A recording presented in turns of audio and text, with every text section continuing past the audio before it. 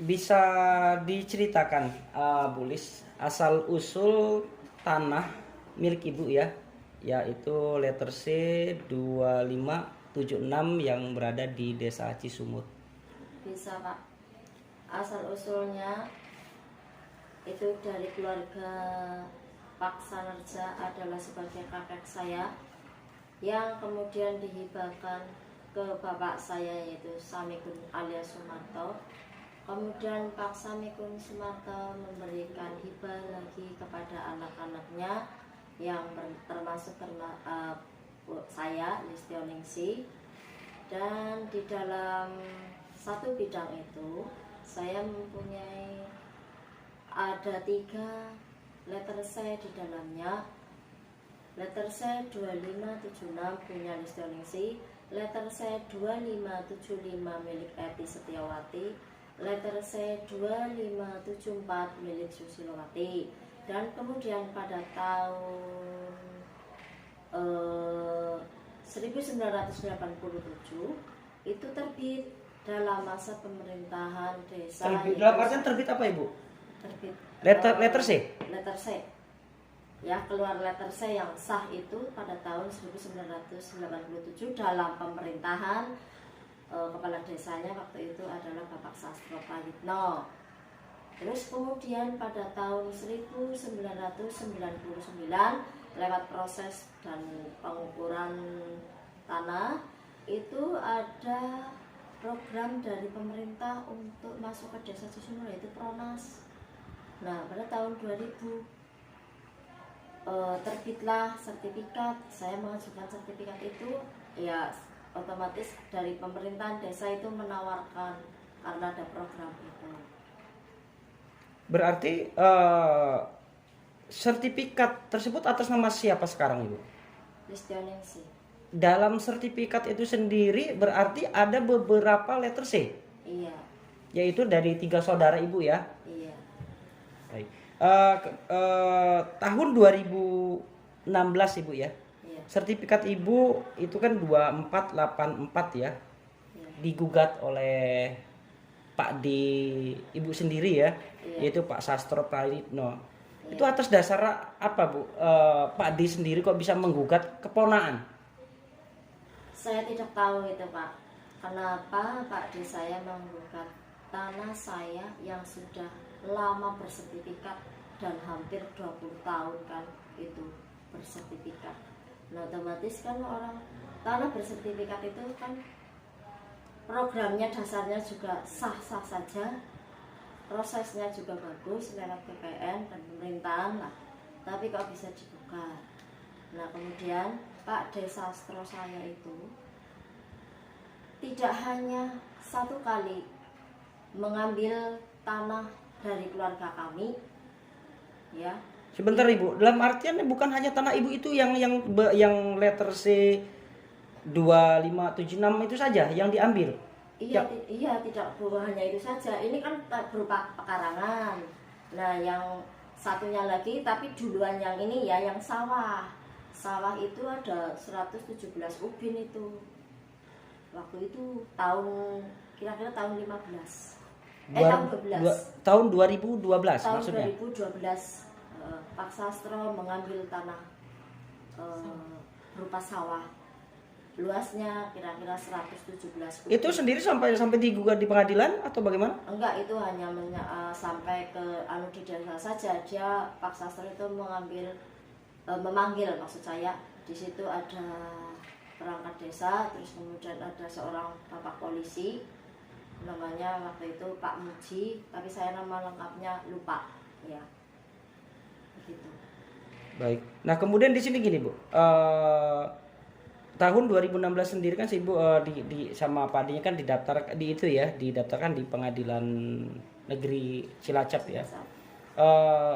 Hasil daripada keputusan gugatan tersebut itu apa Bu? Saya ibaratnya bahasanya yang saya tahu itu kalah gitu.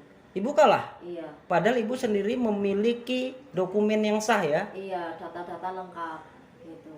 Ya, tidak tahu itu. Nah, Terkait kekalahan Ibu di Pengadilan Negeri Cilacap, Ibu sebagai pemilik sertifikat puas tidak atas pengadilan tersebut? Tidak puas dan ya sangat-sangat kecewa lah, karena sudah beberapa upaya usaha ya. Dalam artian langkah apa yang Ibu akan Ibu tindak lanjuti ke depan? Waktu itu saya mengajukan banding ke Pengadilan Tinggi Semarang, juga tetap kalah hasilnya. Dengan alasan apa, Bu? Dengan alasan menghargai putusan Pengadilan Negeri Cilacap, bunyi keputusannya itu. Terus kemudian saya mengajukan kasasi ke mahkamah apa ya? Lupa. Waktu itu lawyer Ibu atau pengacara Ibu atas nama siapa, Bu? Bambang Sriwahono. Terus tapi yang membawa itu namanya Pak Eko Sulistyo. Baik. Nah itu pun hasilnya juga yang di Mahkamah Agung itu kasasinya itu kalah.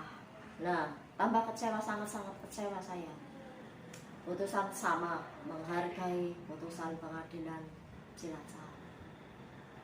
Kemudian tahun berapa itu kemarin, saya tahun 19 kalau tidak salah, saya 2019 maksudnya? ya tahun 2019 itu mengajukan peninjauan kembali. Juga hasilnya sama, tetap kalah. Nah, dari sekian langkah-langkah saya, itu saya juga mempunyai beban mental, moral, dan ya otomatis dana. Gitu. Baik, Kenapa terkait itu masalah terjadi? Kastana ini sendiri, Ibu mengikuti tidak sidang dari pertama sampai akhir? Saya tidak mengikuti sidang, memang ada panggilan sidang, tapi keadaan saya bukan di Indonesia. Saya saat itu lagi merantau ke luar negeri, jadi saya tidak pernah mengikuti sidang. Berarti yang mengikuti sidang itu dari awal sampai akhir itu Bapak ya? Iya. Baik.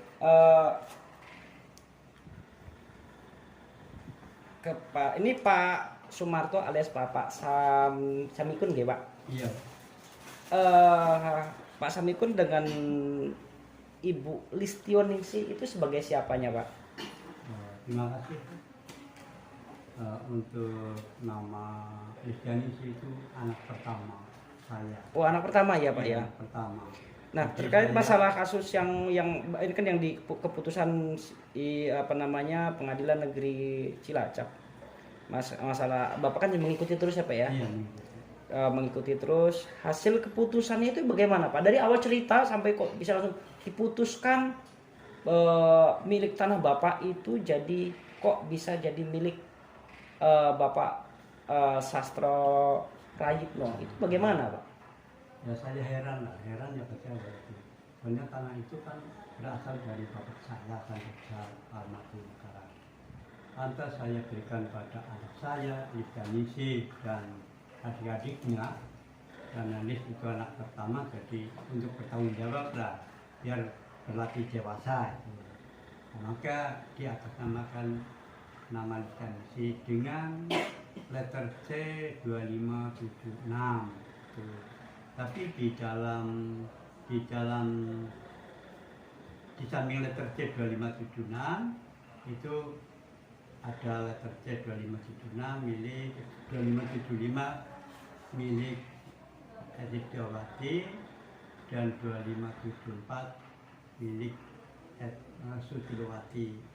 Itu dijadikan menjadi satu, karena itu sepakat untuk dijadikan menjadi tanah sertifikat. Nah, setelah ada kesepakatan dari saudara kandung Lis, itu diajukan dalam program sertifikat desa itu. Lantas diajukan, diterima, didasari dengan SPPT. SPPT atas nama Listioningsi CS. Itu SPPT-nya ya samanya ya? Iya, bukan letter C-nya, tapi dari SPPT ketiga bidang tersebut menjadi menjadi satu bidang. SPPT berbunyi Listioningsi CS bin Sumarto. Nah, dari SPPT tersebut untuk syarat mengajukan ke BPN melalui program PONAS. Yang buat sertifikat ya. Untuk menjadi tanah bersertifikat tahun 1999 diukur oleh petugas BPN dan tahun 2000 terbitlah sertifikat atas nama lisensi dengan nomor SHN 2484. Luas tanah 1990 meter persegi. Baik. Cuma hasil daripada keputusan Pengadilan Negeri Cilacap dinyatakan Bapak atau Ibu Listioningsi Ya. kalah ya Pak ya? Iya, dinyatakan kalah. Saya heran, data dari desa itu lengkap. Artinya letter candi-candi di 2576 itu terdaftar pada buku pertanahan desa. Lantas untuk batas-batas saya cukup menunjang dari tetangga. Lantas ada tertulis dalam peta desa juga ada. Tapi ya kekalahan itu yang saya heran itu. Kecewa juga. Terkait keputusan Pak, keputusan Pengadilan Negeri Cilacap.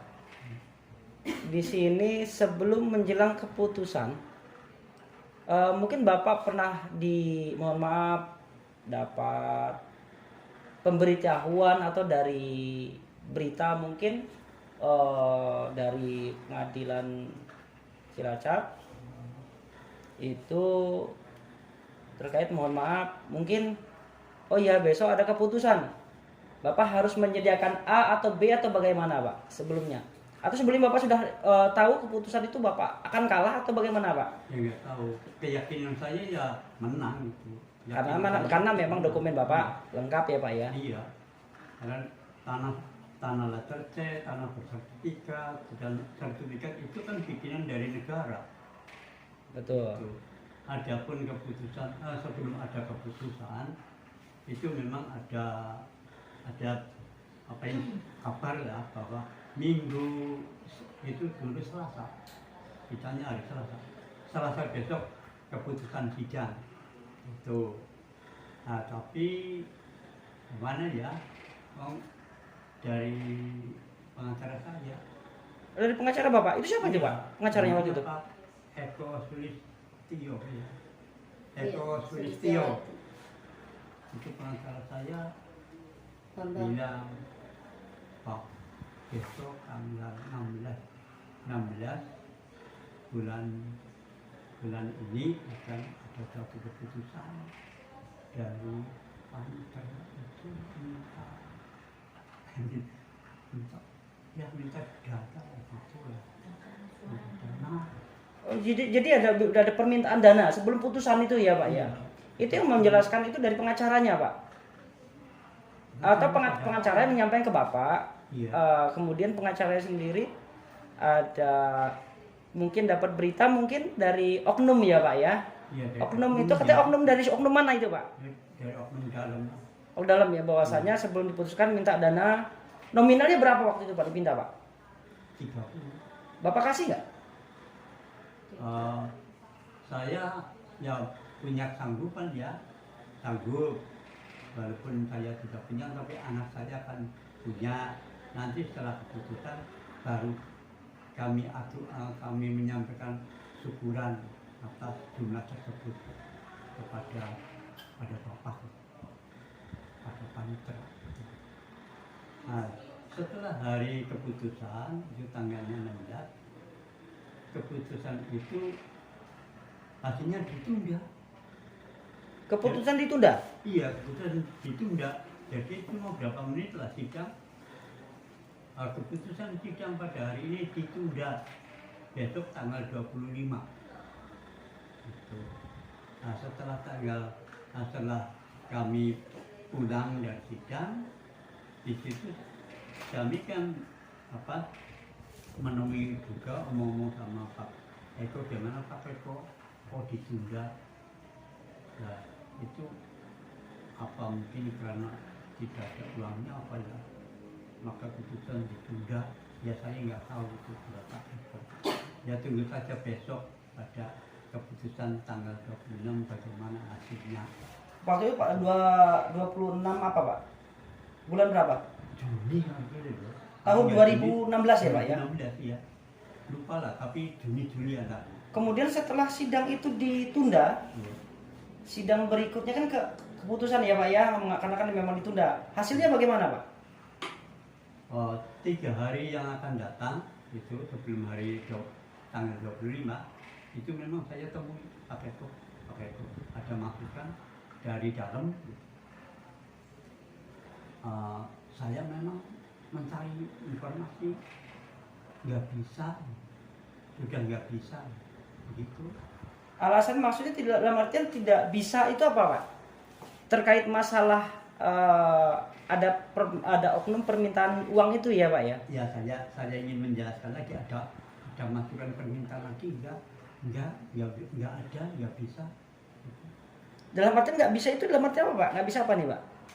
Nggak ada, nggak bisa masuk gitu, dan nggak bisa masukkan ke sana ya. Misalnya saya kan siap bayar, kalau memang diminta hari ini saya siap bayar. Oh begitu. Iya, masuk. Oh, dalam artian berarti setelah hari hanya Bapak ada kesiapan untuk menyiapkan dana yang dipinta oleh oknum. Iya. Kemudian setelah Bapak sudah menyiapkan dan mempertanyakan Iya. dan sanggup untuk membayar, ternyata mendapat jawaban Tutup, sudah menerima. ditutup ya Pak ya. Nggak menerima. Nah kemudian setelah itu tidak menerima itu dari pengacara Bapak. Iya, dari pengacara, dari Pak Eko. Kemudian setelah sidang diputuskan Bapak kalah. Gagal, kalah, Baik. penggugat menang. Jadi sertifikat dikalahkan oleh SPP, oleh letter C. Baik, baik. Kalau cerita Bu, Hah? kalau cerita Iya, dalam cerita itu. maksud Dalam saya sidang. sertifikat dikalahkan oleh cerita. Kemudian saya dapat informasi juga ya Pak ya, terkait masalah saksi-saksi ya Pak ya, karena saya dengar di lapangan bahwasanya menurut saksi-saksi sendiri waktu kejadian atau terkait masalah persyaratan menjadi saksi sewaktu perkara ini sendiri, itu saksi itu kan katanya kan belum cukup umur ya Pak ya. Iya, iya. Itu saksi itu dari saksi siapa Pak? Itu dari saksi penggugat. Satro Prayitno, penggugatnya Satro Prayitno. Saksi-saksinya memang kalau melihat cerita para saksi itu kan cerita tahun 63. Tahun 63 Iya, saksi cerita kejadian. itu. Iya. Sedangkan waktu saksi menjadi dipanggil sebagai saksi di Pengadilan Negeri Cilacap, Iya. itu umur berapa itu Pak? Ya sudah dewasa. Sudah dewasa. Punya anak, punya cucu. Oh, sudah yang Ya, saksinya. Iya.